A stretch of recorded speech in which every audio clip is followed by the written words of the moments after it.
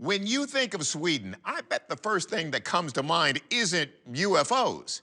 But the country has a small yet intensely dedicated UFO community. We open tonight with one of their most enduring and perplexing cases, Ta en titt.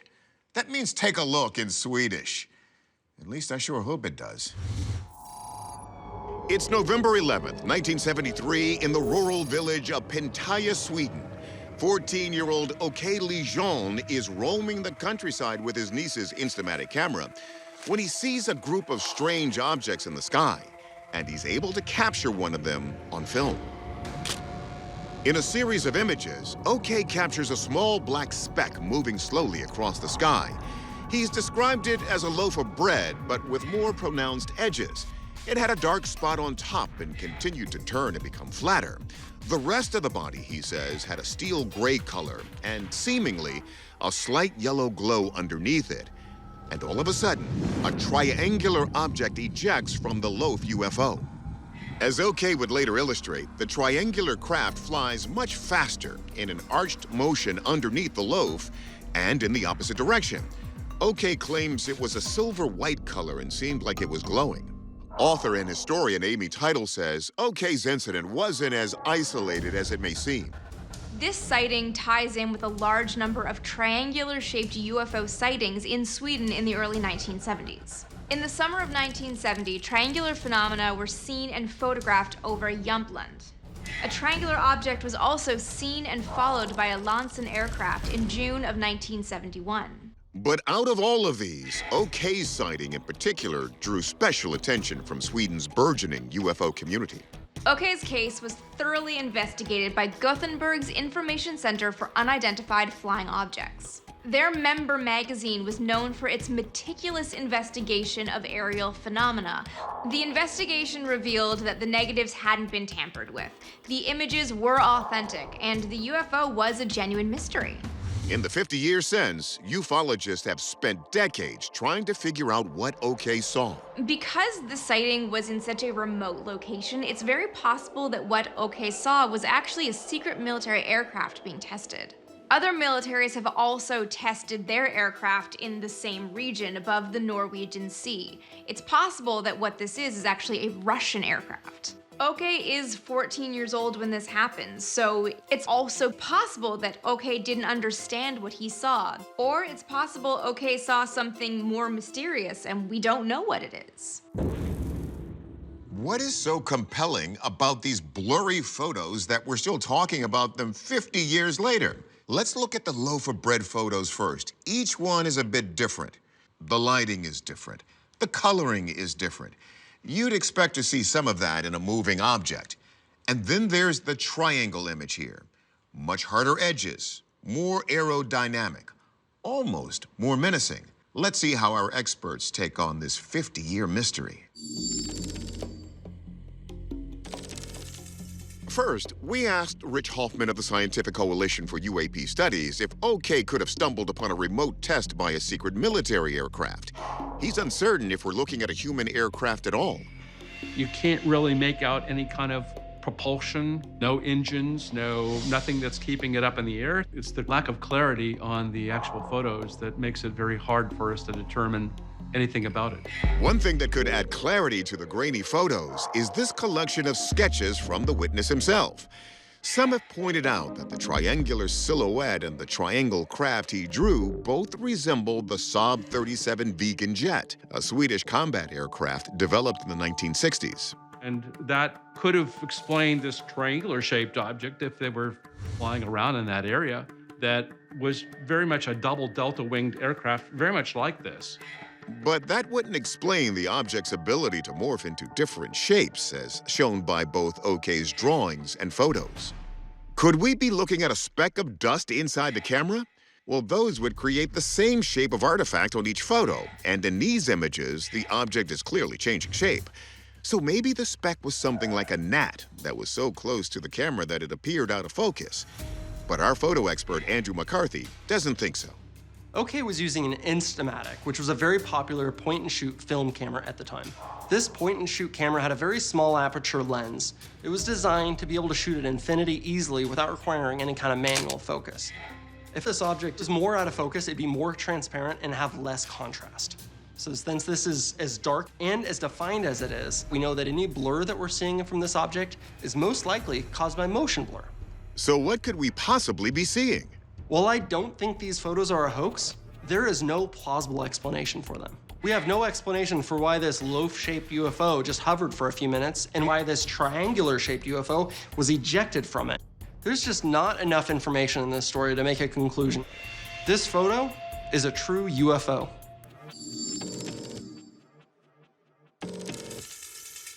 Our verdict? We're calling this a genuine UFO. The journalist who documented Okay's sighting concluded there was no reason to doubt his information. He left it to his readers to decide, and we leave it to you, the viewers. February 3rd, 2020, south of Tucson, Arizona, at approximately 2100 hours, a Border Patrol FLIR camera scans a residential area. Houses and cacti populate the frame, when suddenly, a strange white object appears. It glides across the screen with an almost humanoid silhouette, passing over a long stretch of desert and even some cattle. It maintains both a consistent elevation and that bright white color. The video is one of several shot by U.S. authorities and leaked to UFO investigator Andy Marshall. The footage was leaked to me by Department of Homeland Security agent. He wished to remain anonymous. He knew what was captured in these videos were anomalous and that he had to get the videos out somehow to show the world that these things are real. Andy dubs the video La Bruja, Spanish for the witch, because it looks like a witch sitting upright on a broomstick. Longtime FLIR technician David Fulch says that to understand the thermal footage, you first need to know that in this case, the camera is set to display white as cold and black as hot. What you're seeing is a white object in a black hot scene. So this being white means it's ice cold. You don't see anything like that in the sky. You see birds, you see aircraft. Everything is putting on a warm thermal signature. There's nothing out there in the sky that's got a cold thermal signature. Nothing that we know of. But Andy can think of a similar unknown object spotted around Tucson, which came to be known as the rubber duck. The rubber duck incident took place November 23rd, 2019. And it was shot from a reconnaissance plane. And as they were overlooking the landscape, an object came into view, and they recorded it for up to 40 minutes. That object that was captured in that footage is almost identical to the one captured in La Bruja. The shape, the fact that it was emitting zero heat. In 2021, Andy helped leak the rubber duck footage, so-called because it looks like a rubber duck. Here on Proof, we declared it a genuine UFO, and a recent paper from the Scientific Coalition of UAP Studies, or SCU, concurred. Fulch, who contributed to the paper, can attest to the in-depth analysis which led to that conclusion. The paper investigated the characteristics of the rubber duck, what the approximate temperature was, the speed of the aircraft, the trajectory, the flight path. The paper found the rubber duck anomalous in 3 respects. Its white cold temperature, its odd shape, and its speed, especially that it flew against the wind, meaning it could not have been a balloon. All these things combined to come up to this big conclusion of they didn't know what it was either. So, is La Bruja related to the famed rubber duck? They're both ice cold, not having any signs of propulsion, not changing thermal signature, looking like they're on a linear travel. It doesn't make any sense. Now, because we're talking about the U.S.-Mexico border, we have to consider whether both these objects were aerial devices used to smuggle drugs. After all, Border Patrol agents recently saw 21 cases of drone infiltration along the San Diego-Mexico border in a 13-month period. But that's just one possible explanation. Let's see what our experts say. We first asked SCU President Rich Hoffman if there is any way this could be a bird. Even in infrared, you can make out a lot of details that are pretty remarkable. You'd be able to tell that it was a bird or not a bird. There's no flapping, and birds aren't cold like this. In thermal, a bird will appear dark. And as we did with the rubber duck footage, we have to consider if this could just be a balloon. In this case, the wind actually supports the theory. Fulch estimates that the FLIR camera is pointed southwest, meaning La Bruja is headed southeast. And the weather data in Tucson at the time of the sighting shows a light breeze from the west-northwest. But Hoffman says it doesn't look quite right. Some party balloons, for example, like latex, will be see-through. A Mylar balloon will reflect the heat from the ground, and so it wouldn't be completely white like this. So could this be some type of conventional aircraft? Fulch doesn't think so. A helicopter or plane is out of the question because this FLIR is just looking around kind of almost at a ground level. So if it was an aircraft, it would have to be extremely small in size, and it's not emitting any type of heat, so it's obviously easy to rule out that it's no type of aircraft. If it has to be low flying, then could it be a drone? You would see stop-go movements that would kind of sway the object. You don't see that in La Bruja. And how the signature looks compared to a drone, you would see a difference from the heat and the thermal signature generated from the engines. So is this really a UFO? Bottom line is you've got an unusual shape here, and I haven't been able to put this to anything rational. It just doesn't match up. So it's unknown to me. I can't begin to classify it at all. Our verdict, like the SCU's conclusion with the rubber duck, we also think La Bruja is a genuine UFO. August 31st, 2019. It's 10:30 p.m. just outside the city of Edmonton, Canada.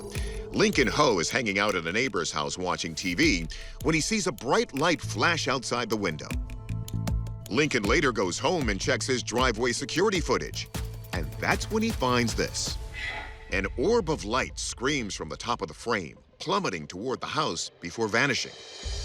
According to journalist MJ Banias, while this phenomenon seems to have all of the hallmarks of a meteor strike, one thing is missing. There was no reported impact. A meteor hitting the Earth is going to make a big boom. There was no sound, no explosion, and no one on the news had reported a meteor hitting Edmonton, Alberta. But what if we have a meteor that really isn't a meteor? Banias says one man believes it may be possible. A very famous Harvard physicist and astronomer named Avi Loeb has a theory that intelligent life is visiting Earth, and it's masquerading or using meteors as a form of transportation. In 2017, Professor Avi Loeb and others took notice of a quarter-mile-long cigar-shaped object that passed through the solar system. Its glow varied 10 times more reflective than typical asteroids, as if it was made of highly polished metal. It was dubbed Oumuamua, which means scout in Hawaiian. Loeb suspected it could have been alien tech. He also insists alien tech hasn't just approached Earth via meteor, it actually landed here. He believes that there is evidence on this planet that alien civilizations exist, and they've sent their technology here. In July 2023, Avi Loeb led a $1.5 million expedition to Papua New Guinea to retrieve meteor fragments he believes came from outside the solar system. Loeb theorizes that pieces of the debris will be found to be tougher than iron and should raise questions. Could it be some type of an extraterrestrial craft and not just a meteorite? Upon sifting microscopic metallic balls from the volcanic material on the ocean floor, Loeb declared them actual evidence of alien tech. If Avi Loeb's theory is correct, it would be the monumental discovery of all time. And it might not be that far-fetched. One recent study put the odds of other life in the universe at 50-50. But is this object an interstellar vehicle disguised as a meteor? Or something else entirely? We asked our team of experts to investigate. We begin with video effects designer and astronomer Mark D'Antonio. Could this bright light simply be something conventional, seen in the skies over cities every night, like a helicopter or a plane? The only time that you would see an aircraft of any kind, a helicopter, that bright, moving through the sky that fast, is if it's in serious trouble and about to crash. No chopper crashes were reported in that area. Instead, D'Antonio believes a clue in the video leads to the answer. The sky is illuminated behind this house here, which tells you something important. That's saying that this is an object that's big enough to be beyond these houses because it's illuminating the sky behind them. And what could possibly be natural that looks like that? Something that we call in astronomy a fireball. Fireballs refer to meteors so bright they can be seen over great distances. The intense atmospheric friction causes gases around the meteor to compress and superheat, often disintegrating the meteor and leaving little evidence on ground. The regular, typical meteor you see in the night sky, that quick flash, whoosh, those are the size of a grain of sand. And so this is way bigger than a grain of sand. So you can imagine that the glow created by this is going to be absolutely colossal. D'Antonio makes a convincing argument, and one that NASA geologist Bob Anderson agrees seems likely, at first. When I first looked at this video, it was almost a dead giveaway that it was a meteor that was coming down. But it's weird to me that there was no sonic boom. The size of this object, the brightness of this object would have created a sonic boom somewhere in the atmosphere.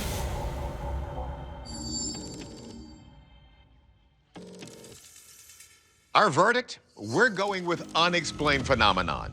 While our experts have suggested some very interesting and plausible candidates, there seems to be a heated debate about what we've really got. So without a smoking gun, we're going to say, for now, this incident remains a mystery.